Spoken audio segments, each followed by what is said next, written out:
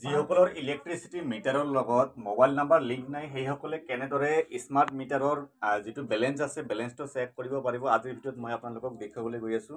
Just 1 মিনিটৰ ভিতৰত আপোনাৰ মোবাইলৰ জৰিয়তে চেক কৰিব পাৰিব। স্মাৰ্ট মিটাৰৰ বেলেঞ্চ চেক কৰিবলৈ আপুনি গুগলত আহি টাইপ কৰিব ন' ইয়ৰ স্মাৰ্ট প্ৰিপেইড বেলেঞ্চ। ইয়াৰ যিটো ডাইৰেক্ট লিংক আছে ডাইৰেক্ট লিংকটো মই ডিছক্ৰিপশ্যনত দি দিম। ডিছক্ৰিপশ্যনৰ পৰা ডাইৰেক্ট আপুনি এইটো ৱেবছাইটত আহিব পাৰিব, ঠিক আছে।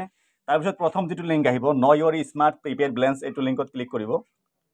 ক্লিক কৰি দিয়াৰ পিছত ইয়াতে আপোনাৰ যিটো কনজিউমাৰ নাম্বাৰ আছে কনজিউমাৰ নাম্বাৰটো ইয়াতে ফিল আপ কৰিব। কনজিউমাৰ নাম্বাৰ ফিল আপ কৰি দিয়াৰ পিছত ইয়াতে এটা কেলকুলেশ্যন দিয়া আছে, কেতিয়াবা প্লাছত আহিব পাৰে মাইনাছত আহিব পাৰে। ইয়াতে চাব কিমান আহিছে 3 + 8 কিমান হৈ আছে 11। তাৰপিছত ইয়াতে যিটো এৰ' আইকন দিয়া আছে ইয়াতে ক্লিক কৰিব। ক্লিক কৰি দিয়াৰ পিছত আপোনাৰ যিখিনি বেলেঞ্চ আছে ইয়াতে শ্ব' কৰিব। মই যিটো কনজিউমাৰ নাম্বাৰ দি চেক কৰিছোঁ ইয়াতে চাব, নামটো ইয়াতে আছে প্ৰথমত, তাৰপিছত বেলেঞ্চ কিমান টকা আছে ইয়াতে শ্ব' কৰিব। -156.86 ৰুপিজ বৰ্তমান বেলেঞ্চ আছে।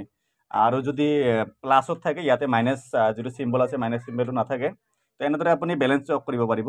তাৰপিছত ইয়াতে ন' মোৰ ডিটেইলছত ক্লিক কৰিলে আপোনাৰ যিটো মোবাইল নাম্বাৰ লিংক আছে সেই মোবাইল নাম্বাৰটো OTP যাব, ঠিক আছে।